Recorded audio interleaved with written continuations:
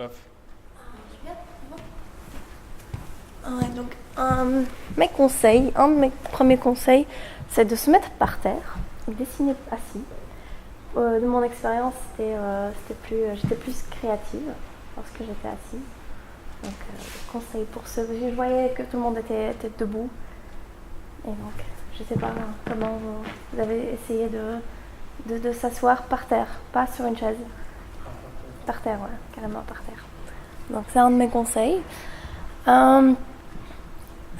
Toujours prendre du recul pour se repérer régulièrement dans la scène, surtout quand on était en train de créer une scène énorme et donc on s'approchait d'un objet et on bidouillait, on le créait, et des fois dès qu'on prenait du recul, ça ressemblait c'était tout petit, minuscule. En fait, on se disait qu'on s'est trop attardé sur des détails et au final on les voyait à peine. Donc ça, c'est super important d'optimiser un petit peu les détails qu'on fait. Ah oui, switcher entre différents logiciels de painting pour plus de liberté, parce que je trouvais qu'il n'y avait pas assez de features, de tools, d'outils dans un seul logiciel, et que on était souvent très limité dans ce qu'on pouvait faire. Même si ça nous forçait à s'adapter au logiciel et que c'était un challenge à faire. Ce que j'ai trouvé difficile, j'ai vu que Guillaume a galéré pour l'exportation du truc. Donc j'imagine que moi je vais encore plus galérer. Oui, la manipulation des lumières, il y avait peu de possibilités pour bien gérer tout ce qui est source de lumière, en mettre plusieurs, gérer leur couleur, leur intensité. Variation dans des brushes. Ce serait par exemple au niveau de tilt brush, il n'y avait pas assez de brushes de type 3D qui, par exemple, dessinent avec des sphères ou dessinent avec des cônes. Ça serait plus intéressant. Et aussi une possibilité, comme dans Photoshop, de pouvoir créer nos propres brushes et les personnaliser par la suite. Ça aurait été cool qu'on puisse faire ça. Je pense que c'est un petit peu tout. C'est tout. C'est tout ? Ouais. Ok. Je repartagerai après. Non, il n'y a pas d'image.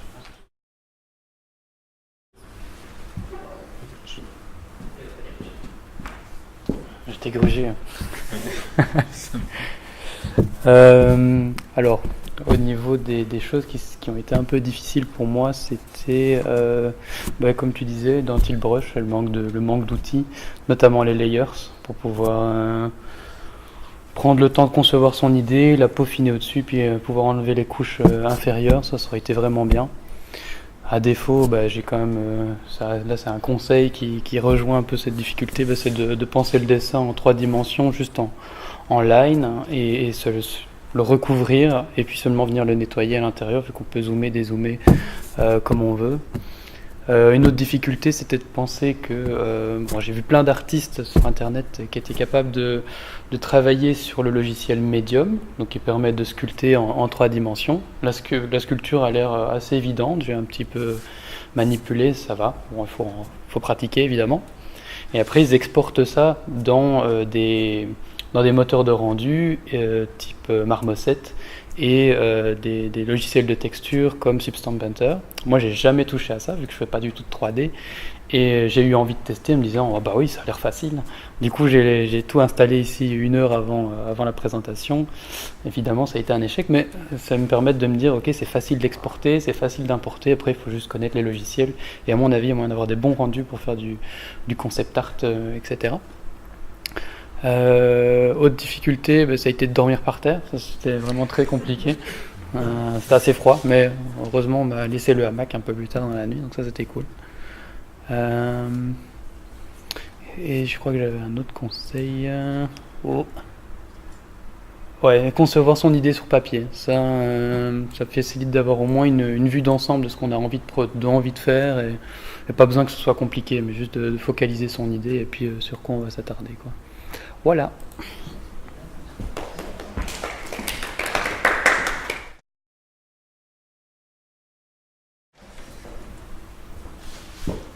Screenshot à l'arrache. Ouais, screenshot à l'arrache avec le truc automatique.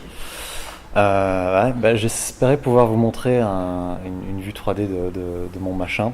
C'est pour ça que j'ai perdu mes derniers instants plutôt que d'écrire mes fameux conseils et mes fameux regrets. Voilà, j'ai essayé de passer mon temps à découvrir comment exporter ce qu'on a fait sur Tiltbrush, sur quoi que ce soit en fait.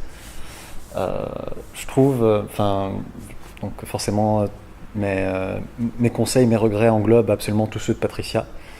Je veux vraiment faire l'emphase sur le fait que ouais, ça a beau être bon, un petit peu limitant, etc. Bon, allez, à la limite, ça peut passer parce que c'est nouveau. Le simple fait de pouvoir peindre en verre, de pouvoir sculpter en verre, allez, c'est génial. Mais à partir du moment où on ne peut absolument pas montrer ce qu'on a fait avec le médium avec le moyen de la verre aux autres, de pouvoir partager ça de cette manière-là, et que les autres puissent voir le truc comme nous on l'a créé, ça enlève tout intérêt de l'utilisation de Tiltbrush ou même de comment ça s'appelle, Cube. Je sais pas, on a vraiment passé du temps là-dessus, on a fait en sorte que ça ait l'air bien, qu'il y ait un beau shading, une belle lumière, du beau fog, etc. On a vraiment l'impression d'être sous l'eau. Et puis finalement, le seul truc qui fonctionne bien et qui arrive à exporter avec les alphas, avec les shaders animés et tout, c'est le truc de Google lui-même. Et lui par contre, il ne prend absolument pas en compte le fog, ni la lumière, ni quoi, et du coup c'est complètement flat. Et forcément ça bousille tout parce qu'on a choisi les couleurs en fonction du fog et de la lumière. Donc bon, apparemment il y a des moyens d'exporter ça sur Unity. Ça a l'air un petit peu plus laborieux que ce que c'est prôné. Je ne sais même pas si c'est une bonne utilisation du verbe. Mais bon, c'est pas trop facile d'utilisation et ça ressemble plus à un workaround plutôt qu'un pipeline digne de ce nom. Voilou.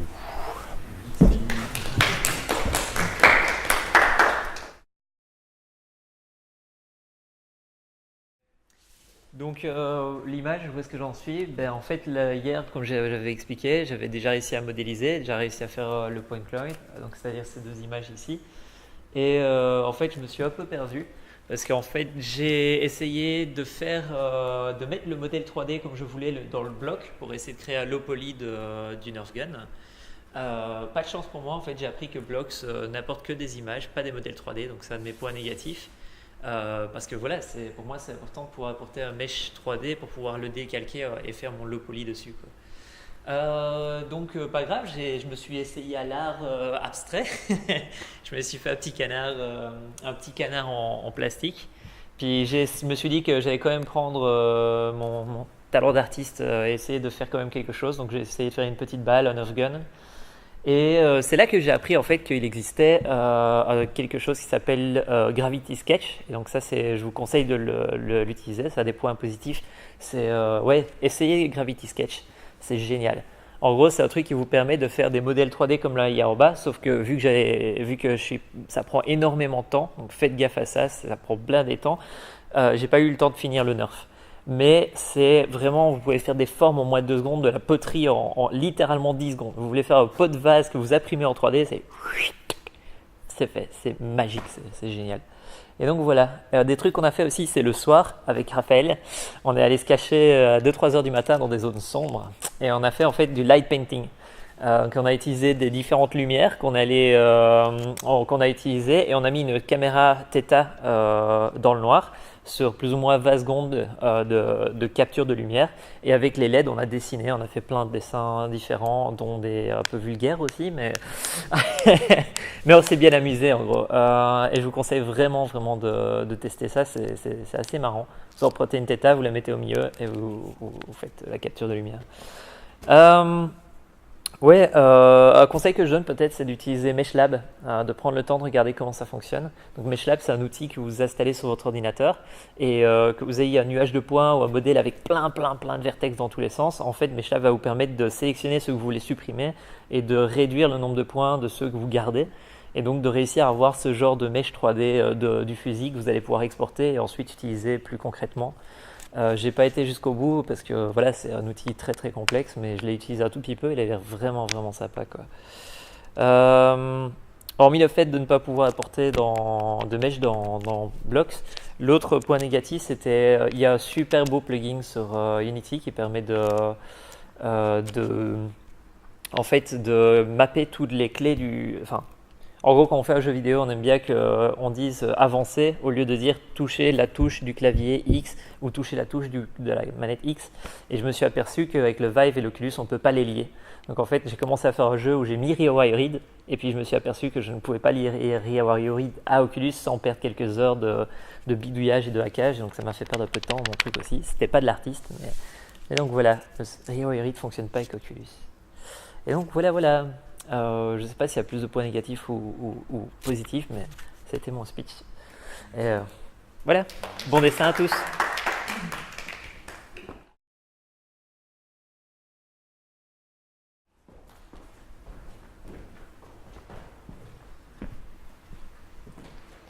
Voilà, j'ai travaillé avec Fabien et Thomas pour faire le jeu WebVR, en fait qui associe VR et WebVR, etc.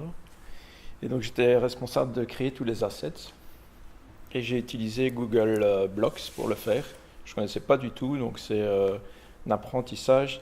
Donc la première difficulté, c'est d'apprivoiser l'outil et de vite sentir c'est quoi ses contraintes, ses avantages contraintes. Moi j'ai souvent travaillé avec 3D Studio Max et donc c'est plutôt rigoureux dans les alignements et tout ça, et je me cassais la tête à faire un château avec des trucs bien alignés, et finalement, ces contraintes, ça m'a posé une difficulté avec Google Blocks. Je me dis, allez, on va faire tout à fait, comme c'est avec la VR, c'est carrément intuitif, faisons organique. Donc voilà, ça donne plutôt ce genre de truc qui est plus sympa dans le design aussi, quoi. Voilà, on peut mixer les deux, mais voilà, je pense que j'ai plus facile à jouer avec ça et c'est plus rapide aussi.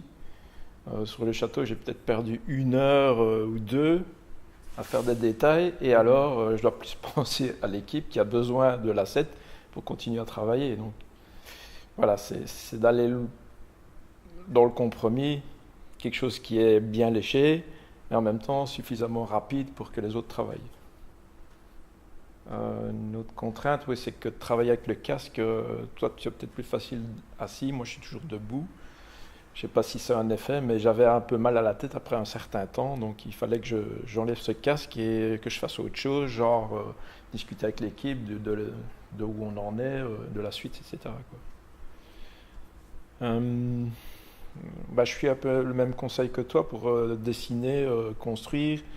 On fait un gros modèle très schématisé, puis un petit feedback ensemble, puis je reviens pour faire les détails après. Et avoir cette vue de recul aussi, parce qu'il y a quand même la carte d'ensemble, puis il y a quand même le château, il y a quand même le dracard, etc. Donc il faut que ce soit cohérent aussi, quoi. Voilà. Je pense que j'ai dit les 3 trucs.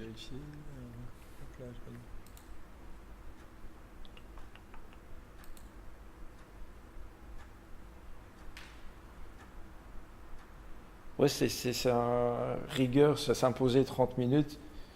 Mais alors ça nous oblige, ça m'oblige à aller vite dans quelque chose qui ressemble à quelque chose. Et pas perdre son temps avec les détails. Voilà. Ok. Merci.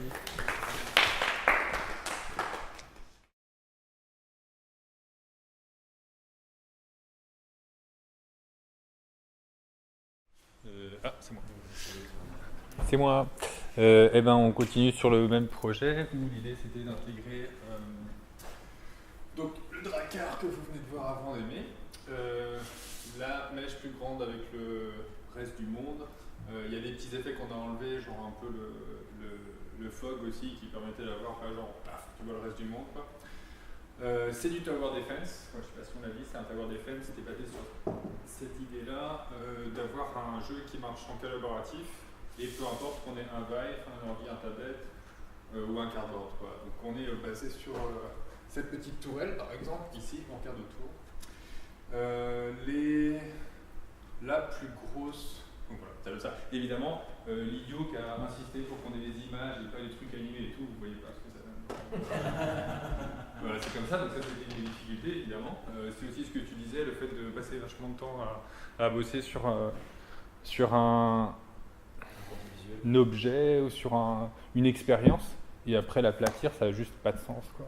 Si tu peux pas c'est pas forcément l'exporter, mais en tout cas donner une façon de l'expérimenter, d'apprécier, c'est. Mais bon, c'est comme ça, il y a des contraintes après. Donc il faut trouver la bonne perspective, comment avoir le maximum de trucs dedans. La plus grosse difficulté pour moi, c'est pas technique en fait, parce que ouais, tu peux pas exporter, mais tu trouves des astuces, etc. C'est vraiment, à chaque fois, tu as des difficultés, donc tu galères. Tu sais pas si ça va être fini dans 1 heure, 8 heures, 12 heures. Tu la résous quand même. Souvent, tu trouves un truc, une astuce où tu coupes les coins pour la trouver. Et après, ça te donne plein de possibilités, d'idées, et c'est avant de partir dans tous les sens, quoi. C'est wow, maintenant ça marche, je peux faire ça, je peux faire ça, je peux faire ça, mais il te reste quand même que rien en fait. C'est dans 30 minutes, il faut présenter un truc. Ça, c'est la plus grosse difficulté au niveau. Oui, c'est aussi ce que il me disait, quand tu te mets 30 minutes, ça te force à faire un cycle, quoi. Et surtout là, comme on faisait ça en équipe, il faut que une personne avance, faut voir ce que l'autre fait, voir si c'est cohérent, etc. Je crois que c'est à peu près tout, parce que franchement, j'ai trouvé que le coup des 3 questions et tout, c'était pas facile. Les 3 réponses, tout ça. Ah oui, aussi, un truc, on faisait tous des visuels, mais j'ai rajouté des petits sons débiles. Ça fait une énorme différence. Genre, quand tu tues un méchant et tu dis waouh, t'as du feedback, c'est autre chose. Là, on est dans une montagne, il y avait du vent tout le temps. Et si tu mets que le casque avec que le visuel, c'est déjà génial. Mais si tu mets le casque avec le son, c'est un autre niveau. Et ce qui galère aussi pour les blocks, parfois on perdait ici au milieu, on a un trou un peu.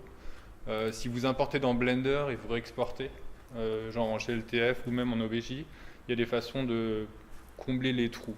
Je ne me rappelle plus exactement, mais vous pouvez me demander. L'autre galère, c'est qu'il y a tellement d'outils. Par exemple, comment ça s'appelle, Gravity Sketch, je voulais essayer, je n'ai pas le temps d'essayer. Tu essaies de te spécialiser dans un outil quand même, parce que tu l'apprends, tu t'améliores. Et puis voilà, le mec d'à côté dit waouh, mais il y a ça et c'est génial et ça change tout. C'est quand même, c'est quand même assez nouveau, tout le matos, tous les outils. Et il y en a quand même pas tant que ça, mais c'est déjà trop et c'est déjà énorme. Donc c'est ouais. Mais sinon, c'était cool. Voilà. Voilà, c'était. Oui, non, c'est.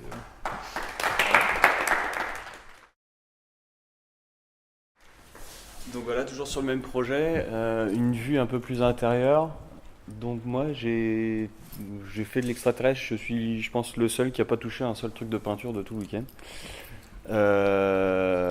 C'est le temps que j'ai passé dans le casque, c'était pour jouer à Rick and Morty, que je vous conseille d'ailleurs, qui est assez cool.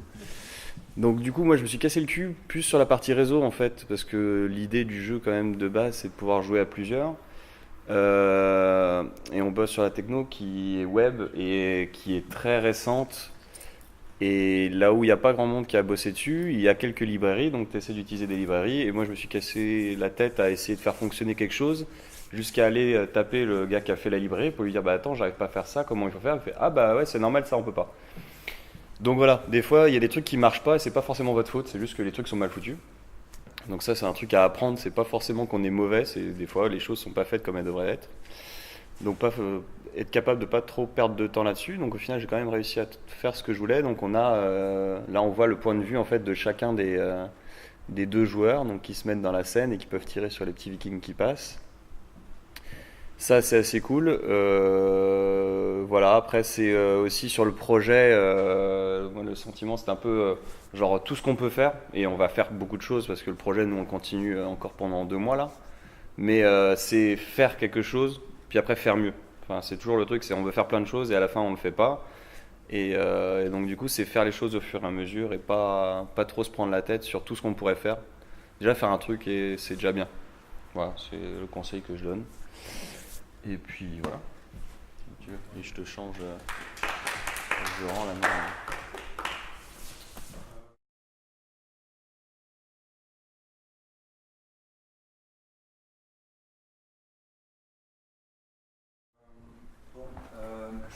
touriste. Je crois que malheureusement j'ai été le seul, probablement pendant tous ces 2 jours. Bon, j'ai pas malheureusement pu me concentrer à fond là-dedans, mais j'ai quand même essayé de me renseigner par rapport à tout ce qui est mixed reality. Alors, bonne nouvelle, je crois que c'est devenu suffisamment, comment dirait-on, stable pour que ça ne nécessite plus vraiment de hack pour pouvoir atteindre ce résultat. Mauvaise nouvelle, il faut apparemment des spécifications techniques plus avancées qu'un ordinateur VR tout simple. Donc apparemment il faut une 1080, il faut au moins un 3e contrôleur, 1 ou 2 senseurs en plus pour pouvoir arriver à avoir quelque chose de correct en ce qui concerne l'Oculus. Je vous invite à le lire, c'est assez passionnant. Voilà, donc je me suis renseigné par rapport à ça, c'était assez intéressant. Je pense que c'est vraiment nécessaire qu'on en mette un studio donc, de mixed reality quelque part. Bon voilà, tout est de savoir où ça. Et donc voilà, le conseil que je vais vous donner, ne regardez pas les liens YouTube. Je crois que c'est beaucoup plus baseux que ça n'en a l'air. Et voilà. Sinon, sur une autre note, je voudrais juste vous remercier d'être venu ici aussi, surtout. Avec grand plaisir. J'aimerais aussi. Qu'est-ce que je voulais vous dire d'autre? S'il y en a qui veulent continuer à travailler ou quoi, vous pouvez. Tant qu'Eloi est là.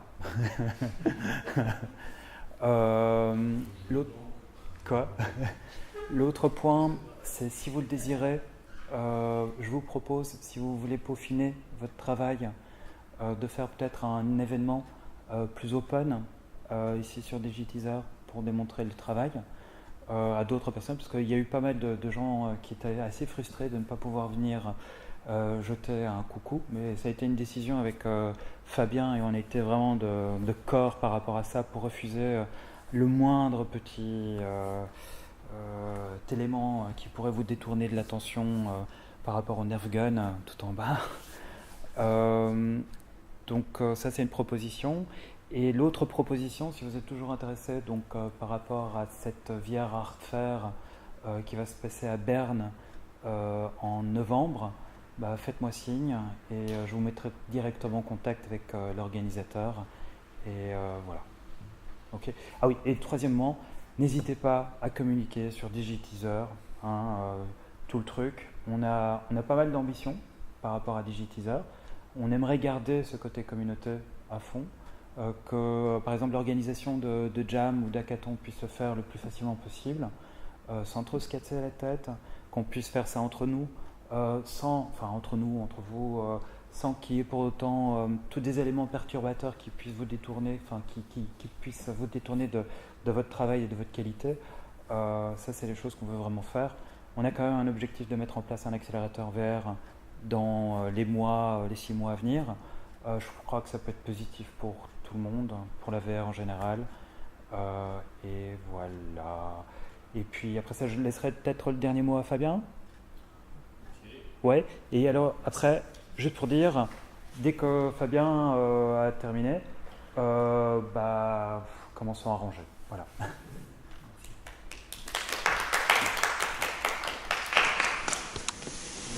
Non, bon, c'est super convivial parce que tout le monde veut rentrer chez soi. Ouais, c'était cool.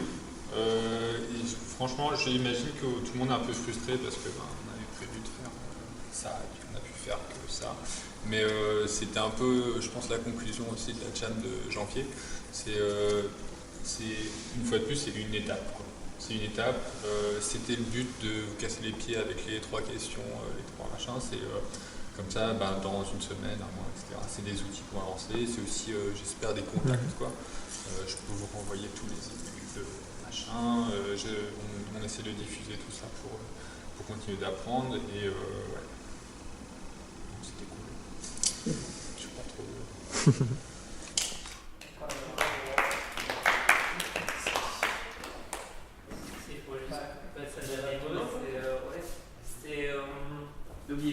sais, je le fais. Enfin, je suis habitué avec ça, mais il y a des game jams partout. Et les prochaines, il y en a 2 qui sont pas mal en fait. Il y en a une qui est la Zoo Machine qui a lieu à Lille, qui est dans un mois, plus ou moins. Les tickets normalement partent comme des petits pains, donc quand ils vont sortir, il faudra sauter dessus. Mais c'est la meilleure game jam que je puisse faire. Parce qu'en fait, c'est le fait de hacker des objets et de faire des jeux vidéo avec. Donc, par exemple, c'est sauter sur un mur, bam, et quand le gars tombe sur le mur, on scanne le gars et on compte le pourcentage de volume qu'il y a par rapport à l'objectif. Et bam, on a un jeu comme ça où il faut sauter sur un mur, quoi. Ou il y a des jeux où simplement on met une vingtaine de chaises en rond. Et sur ces vingtaines de chaises en rond, on met des écrans et on fait en sorte de pouvoir jouer sur tous les écrans dans tous les sens. Donc, c'est vraiment des jeux complètement dingues, quoi. Et ça, c'est vraiment une occasion à pas manquer. Une autre qui est pas mal aussi, qui a lieu dans 1 semaine et demie, 2 semaines, non c'est plus 2 semaines, c'est à Kiss Your Teacher Game Jam, je ne sais pas si vous connaissez, c'est à Mons et c'est vraiment sympa. En gros l'idée c'est, on essaie de faire une Game Jam, donc on crée des jeux, mais dans le but éducatif. Donc chaque équipe s'associe à un pédagogue. Et l'idée c'est de faire un jeu qui va être sur les mathématiques ou sur les sciences ou sur les atomes ou la chimie. Donc l'idée c'est de simplement voir comment on peut améliorer le système éducatif. C'est la 3e ou 4e édition. À chaque fois, c'est un succès. Je vous conseille vraiment d'y aller. C'est un bon moment à passer, quoi. Et alors, je ne sais pas si ça vous intéresse. Moi, personnellement, la Painting Jam, j'aime bien la refaire. Il y a la Ludum Dare qui a lieu le 4 décembre.